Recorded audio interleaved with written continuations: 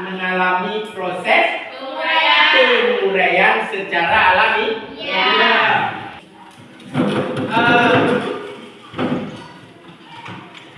Yang kedua apa tadi? Limbah anorganik. Limbah anorganik itu apa? Ya, Wida, apa Wida? Limbah yang berasal dari sumber daya alam, tidak terbaharui dan Ya, limbah yang tidak bisa terperbaharui. Jadi seperti apa? Ya, seperti minyak bumi, apa lagi?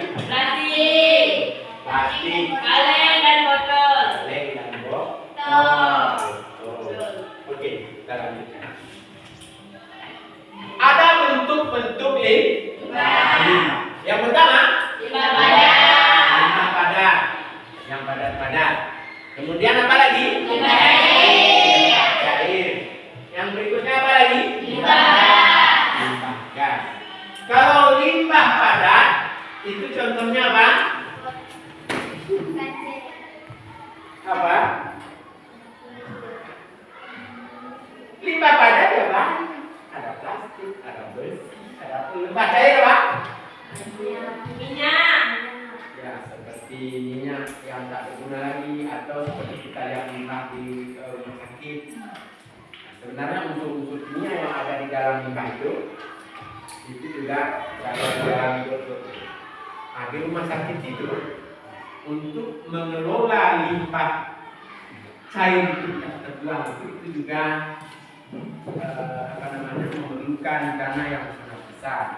Kenapa? Karena itu perlu keterampilan khusus dari mereka yang sudah ahli. Dan itu sehingga limbah itu tidak membahayakan. Jadi itu dikelola langsung oleh perusahaan tertentu. Kemudian ada juga limbah dalam bentuk gas. Limbah dalam bentuk gas itu seperti asap. Apalagi limbah dalam bentuk gas? Kentut itu juga gas, ya kan? Gas yang tidak diperlukan. Ya, jadi kentut itu apa kandungan itunya? H2S. Itu kalau keluar H2S itu hidup harus ditutup. Kalau nggak ditutup, bisa muntah. Apalagi punya CP3 yang keluar. Habis sudah. Ya. Kemudian yang berikutnya, ya sifat limbah.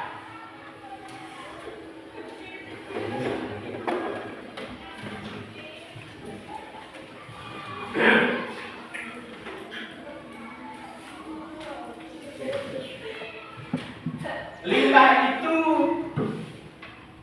ya ada limbah B3 silanya. Ada bahannya, ada berbahaya, ada yang beracun. Jadi limbah itu ada yang bisa masih kita pakai, ada yang berbahaya, ada yang sifatnya racun. Kenapa jadi membunuh?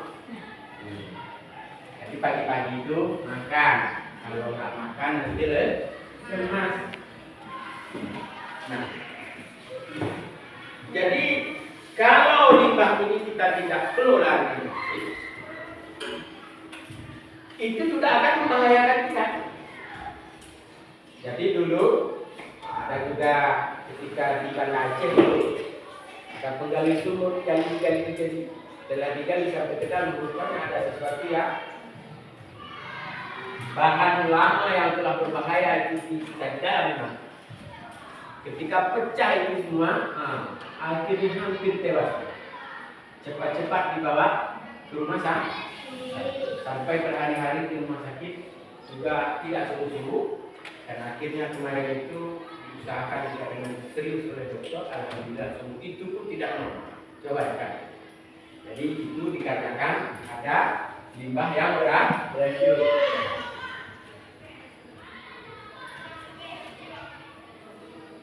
Ya, ada limbah yang tak berbahaya seperti bahan yang kita gunakan tadi. Nah, itu kita bisa pakai, kita bisa gunakan. Nah, seperti botol-botol plastik itu kita bisa gunakan kembali. Selain dapat mengirit pengeluaran. Umpamanya kalau ada sapu patah itu janganlah terbuang. Dicari pula pipa yang sudah terbuang. Kalau pipa dipakai kan bisa masih dipakai. Nggak bisa kadang malam kita pakai di depan di ruang tamu, pakai di dapur kan masih juga bisa dipakai. Jadi seperti itu. Jadi sehingga apa? Selain mengirit biaya, kita masih bisa pakai. Ada enggak ini kadang enggak asal sudah taruh gimana aja. Makanya jadi limbah semua. Nah, kalau sudah jadi limbah semua, akhirnya nanti seperti di rumah Bapak. Itu barang kalau sudah dipakai dan ditaruh situ nggak beli lagi. Barangnya ini baju yang sudah ini padahal masih bisa dikatakan taruh di situ enggak. Semuanya di situ. Kantong plastik juga masih perlu.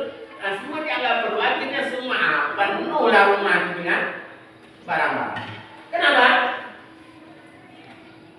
Kenapa seperti itu? Semua jadi gudang, tempat penyimpanan sampah kayu, sampah plastik, sampah ini. Nah, itu kenapa terjadi seperti itu? Nah, karena tidak mau peduli dengan itu juga mengakibatkan banyaknya nyamuk. Makanya Bapak kalau tidur pakai gelung. Ya kalau nggak ada gelung balik. Karena di situ banyaknya. Di rumah kamu banyaknya. Enggak. Keren. Bagus. Itu harus bersih. Di rumah kamu ada tikus.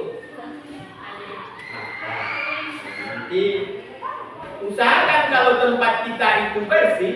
Tikus pun nggak mau masuk karena pas masuknya kelihatan lagi. Nyamuk pun nggak mau masuk. Kenapa bersih? Coba lihat rumah yang putih, tertata rapi, bersih, yang ada sampahnya. Nyamuk pun takut. Nah, di tempat kotor tuh nyamuk suka. Kalau nyamuk suka di tempat kotor, ya hinggap di tempat kotor. Di tempat kotor itu banyak kuman. Kalau banyak kuman nanti terbang bersama kita ini digigit kita. Sambil bawa kuman. Dihisap darah kita. Di ujung mulutnya itu ada kuman masuk ke dalam darah kita. Langsung deh. Apalagi nyamuk bisa, nyamuk yang penyebab malaria. Kalau digigit kita langsung demam malaria, bukan malaria. Malaria. Nah, kalau malaria itu bukan karena nyamuk, ya kan? Karena nyamuk itu pikiran orang, ya kan? Sudah. Kemudian tikus. Tikus itu juga tempat tinggalnya di tempat penyebab penyakit malaria itu nyamuk. Penyebab tipes. Nah, itu juga bisa nyamuk, bisa tikus. Atau bisa rayap. Bukan rayap, apa namanya itu ya? Yang sebesar ini? Kalur. Apa namanya itu? Kecoa itu sangat kotor. Jadi pernah satu hari, bukan satu hari, satu malam. Di limbah belakang kami di Banda Aceh ada limbahnya semen sudah tertutup, lubangnya sedikit. Asal malam keluar dari lubang. Rupanya di dalam lubang itu kalau siang sembunyi dari situ karena mungkin ada pemangsa, dia takutnya pemangsa begitu selesai maghrib keluar ya mencari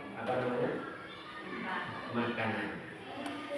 Nah, coba bayangkan di dalam limbah itu ada, kalau misalnya si Fitri tinggal di situ, si Fitri, bapaknya, emaknya, adiknya, kakeknya, neneknya, ya kan? Ketika buang aja, di situ juga lagi nah. ketika mau pergi ke situ juga larinya. Coba ya. Di situ tempat kecoa. Balik dia ke rumah si Fitri. Ke meja makannya Fitri. Makan nasinya si Fitri. Setelah dia pergi si Fitri makan sisa kecoa. Coba bayangkan. Kenapa sering demam? Nah, itulah sebab. Kenapa sering sakit itulah sebabnya. Kita nggak lihat apa yang dibawa oleh kecoa, apa yang dibawa olehnya. Nah, di rumah tuh ada nyamuk, siriti. Nanti bersihkan rumah, ya kan? Ambil sampah, kelola dengan baik. Yang basah-basah jadikan pupuk kompos. Yang kering-kering ya jadikan gunakan pada hal-hal yang perlu. Oke. Kemudian berikutnya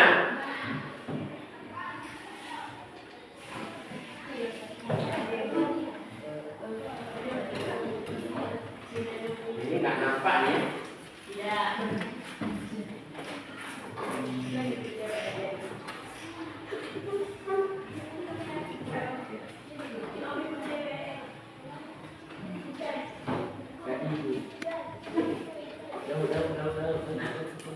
Pengolahan limbah. Jadi limbah ini yang pertama bisa kita kelola langsung. Kemudian ini apa? Bisa dikelola apa? Ya, seperti semula. Maksudnya kita gunakan seperti semula. Kalau langsung, misalnya limbah yang itu bisa kita ambil, tinggal bersihkan. Misalnya seperti ketika kami misal di kebun, bawa aqua gelas. Aqua gelas yang telah terpakai itu kadang-kadang sudah terbuang sebentar karena belum 5 menit, boleh ambil kembali. Disobekkan atasnya, tinggal masukkan kopi. Nah, limbah yang seperti itu langsung bisa terpakai. Ada juga masih botol plastik seperti itu tadi, tapi letaknya sudah di sudut itu. Nah, jangan tersimpan. Kira-kira kalau sudah ditaruh di situ, di sudut sana itu, dekat tempat kita itu, pembuangan kita itu. Mau kamu mulai tinggal buang plastiknya, masukkan kopi mau. Nah, limbah yang semacam ini, ini nanti ya kita kelola dulu, kita bersihkan dulu. Kita cuci sampai bersih, nanti kita bisa gunakan sesuai dengan fungsinya seperti semula. Kalau sudah bersih. Berikutnya apa lagi? Ini apa? Pengkomposan. Limbah yang plastik itu barangkali tidak bisa kita jadikan kompos. Kenapa? Lama terurai. Tapi kalau limbah misalnya yang lain, itu bisa kita jadikan kompos. Sisa sayur, ya kan? Sisa apa lagi? Itu bisa dikelola dengan baik, difermentasi. Nanti ada cara-cara tertentu, nanti akan dibimbing oleh ibu-ibu dan bapak-bapak yang bergabung dengan tim P5 PPRA ini. Nanti akan mengelola bagaimana cara mengubah sampah basah ini menjadi pupuk kompos. Jadi paling tidak kalau kalian nanti sudah bisa membuat pupuk kompos untuk bunga di keliling sekolah ini, kita nggak mesti beli pupuk lagi. Nah, akhirnya berkurang juga biaya. Nah, kalau biaya berkurang, artinya kita bisa gunakan biaya yang telah ada itu untuk hal yang lebih penting. Jadi untuk bisa hidup dengan baik, kita harus mampu juga mengelola uang itu dengan baik. Kemudian berikutnya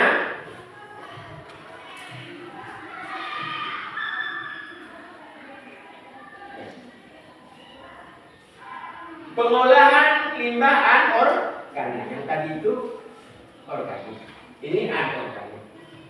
Nah, anorganik itu Misalnya seperti plastik tadi, umpamanya sisa baskom. Baskom itu kan akan tinggal jual ke seseorang, misalnya seperti Bang Ben. Kenal Bang Ben? Nah, tinggal bawa di situ ditimbang. Siapa namanya Misara? Medan. Begitu ditimbang berapa kilo, ya kan? Nah, nanti dikasih uang. Kalau kami dulu, nah, cari juga itu limbah plastik, anak-anak cari limbah plastik. Kalau ada yang sekilo cuma dikasih bungkus 2. Kadang-kadang dikasih mobil-mobilan kecil-kecilan, atau ada juga balon yang panjang itu dibikin macam senjata, itu kasih. Kami dikibuli dulu oleh tukang sampah itu. Ada teman bapak juga yang belum jadi sampah seharusnya, tapi dijadikan sampah. Nah, belangong di ada apa namanya? Tempat masih ada kuali itu di belakang rumah di dapurnya, ditusuknya itu dengan paku di bawahnya. Hanya kami suruh Pak, ya, tolong berikan mobil-mobilan kecil. Dulu seperti itu kami. Nah, setelah itu pulang maknya dari kebun, dicari di mana kuali, rupanya sudah di tempat pemulung sampah. Nah, jadi seperti itu dulu mengelola sampah. Nah, sampah-sampah yang seperti itu bisa didaur ulang. Plastik itu nanti dipanaskan oleh orang-orang yang telah ahli melakukannya. Itulah kembali menjadi baskom yang seperti biasa. Kuali-kuali yang dari plastik, ya, yang dari aluminium juga dipanaskan, yang dibikin juga kuali yang baru. Demikian juga dengan sampah-sampah plastik yang bentuknya tipis dan sebagainya bisa diolah menjadi kerajinan seperti tas. Nah, ini limbah anorganik. Limbah yang beracun, nah itu juga itu harus dikelola oleh ahli. Jadi, nah, kalau tidak, kalau orang seperti kita yang lupa untuk hidup, habis. Bisa, nah. Nah, kemudian manfaat daur ulang. Nah, silakan tidak. Coba baca apa yang pertama manfaat daur ulang. Yang pertama, nah, mencegah pencemaran yang lebih apa? Lebih parah dari limbah yang dihasilkan. Kadang-kadang kita jengkel dengan sampah dan perlu kita ketahui akibat daripada itu jauh lebih berbahaya. Misalnya banyak nyamuk, banyak tikus, menimbulkan penyakit dan lain sebagainya. Yang kedua, Pak, menghemat penggunaan sumber daya alam. Jadi sumber daya alam itu tidak terus-menerus ada. Kalau mau tinggal ambil, ini perlu minyak, tinggal ambil, enggak. Ada juga masa habis. Bagaimana kalau sudah habis? Susah, kita akan susah. Kalau misalnya ada uang yang ada di kantong bapak kalian habis, dan pagi hari tiba waktu mau ke sekolah, susah tidak? Bagaimana susahnya kalau uang di kantong bapak kita sudah habis? Nah, nggak bisa aja. Kalau seandainya di sekolah dia apa namanya? Kalau terus-menerus juga sumber daya alam itu habis dan ketika kita membutuhkan, kita perlu ambil, nggak ada lagi gimana? Nah, maka oleh karena itu perlu juga berhemat. Jadi kalau hemat, artinya ya kita tidak menghabiskan sumber daya alam itu dengan sesuka hati. Nanti juga akan bisa dirasakan oleh orang-orang setelah ini. Yang kedua memiliki nilai. Jadi bisa dijual kalau sudah kita buat itu kerajinan, nanti bisa kita jual kembali. Kalau waktu bapak dulu kuliah sekolah, seumuran kalian ini di SMP, itu di Tapatuan. Dulu kalau beli cabai nggak dalam plastik, dalam koran yang telah jadi limbah. Artinya koran yang tak terpakai itu sudah dipotong kecil-kecil seperti ini. Ayo kasih cabai 2000. Kalau sekarang dulu mana ada? 200. Kasih cabai 200, nanti dikasih. Artinya dengan seperti itu juga akan menghemat ya. Kemudian yang terakhir, menjaga keseimbangan ekosistem lingkungan hidup. Yang perlu kalian ketahui, di sepanjang barat selatan ini, di laut itu, kenapa mengantuk? Jam berapa tidur tadi malam? Rifdi? Malam ya. Malam, uho, tabla. Nah, apa lagi kan? Di sepanjang pantai itu, pantai barat selatan itu, sekarang ini sudah tercemar dengan merkuri. Apa itu merkuri? Iraksa untuk hijau empat. Ada air raksa.